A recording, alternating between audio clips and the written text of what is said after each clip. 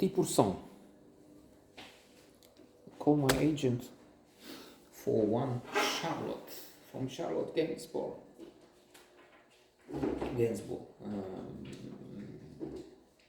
So as we have used from the previous series, we have a special guest star, and mostly that's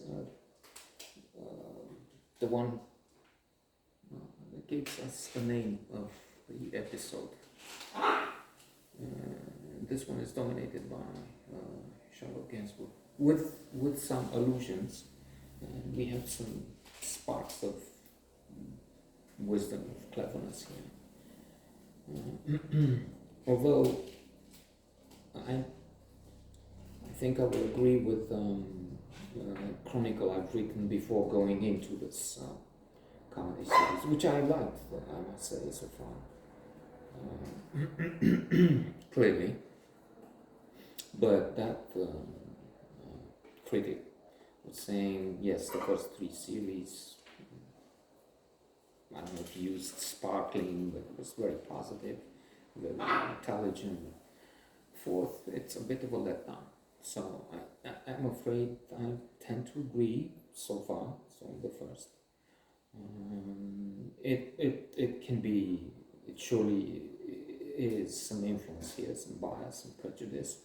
Let me tell you about this experiment. So we're very influenceable. Take the classic I mentioned again and again, with the intention of looking, with the help of some of the psychology classics, at what's going on, try and explain, see what our impressions are motivated by. So there's influence by Cialdini, but also refer to an experiment I learned about. In fact, let's make it two. One, so they had two groups of people coming in for tests, and they wanted to see the influence they would have on the people, on the participants, if they used words associated with old, such as Bray, such as Florida. These are American tests. Florida would be associated with people who go down there to older or to retire and vote with Trump. It's showing the decline. I'm just being facetious so that I have more unlikes here, and I know why. Maybe we're beginning to like a situation where we are unliked. So they said those kind of words to one group and not to the other.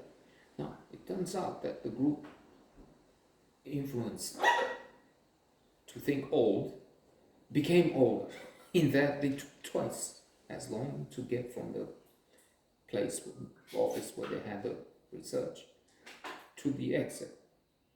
Twice as long as those, or thereabouts, as those who had no priming, no influence of this kind. And that's acted young and went to the door rather quickly when compared. Now another thing which is more interesting, I would say, Ellen Langer, the professor at Harvard, the professor for Taubenscher, had this experiment, which is more, you should look these things up on the internet, want to know more the details and so on, because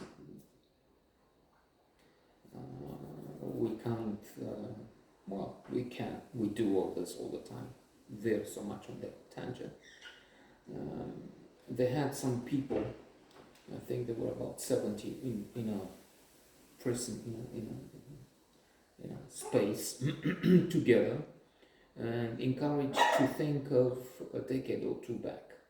Name tags with their photo of 20 years ago, so papers, newspapers from, again, from the past. And briefly, the result was that the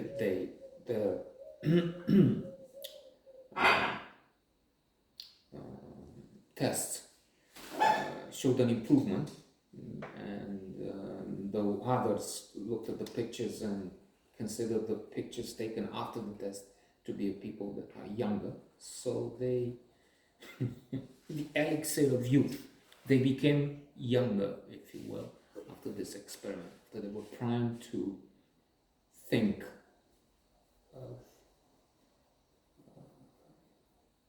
of their younger age. They create an environment was created for them. So in other words, I shouldn't have read the critique, maybe, just as you must not watch this. So we have some amusing moments. In one, Charlotte Gainsbourg talks about this situation she's in, where she seems she must make a film based on a very bad, catastrophic script. Saying something like, "Do you think I understood the script at the beginning, maybe, or forever? Antichrist." And then somebody comes and looks from top to bottom. So I loved you in Nymphomaniac. What a challenge there. And how, well, I think I've read that they did it with professional adult movie actors, but how, I don't know.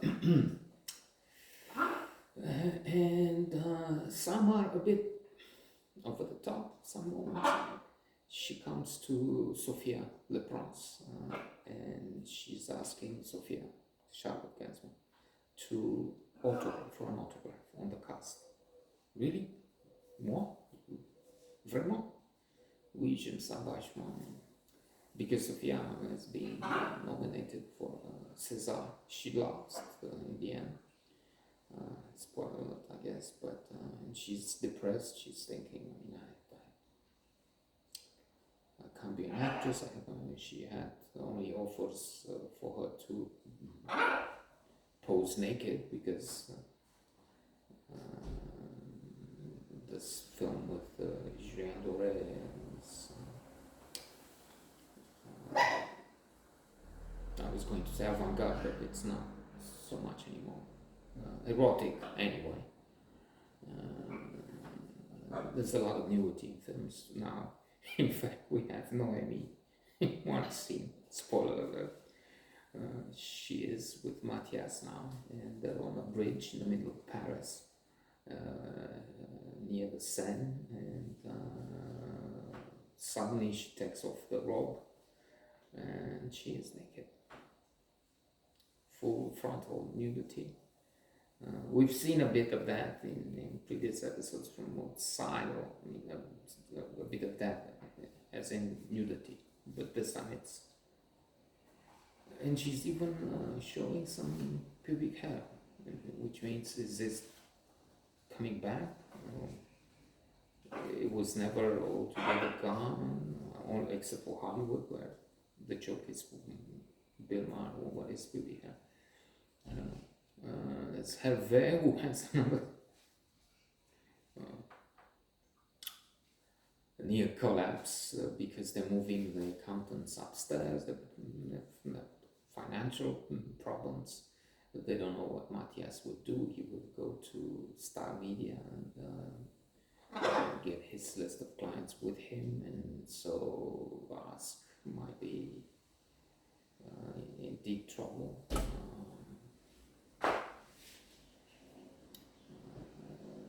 Facing destruction, who knows?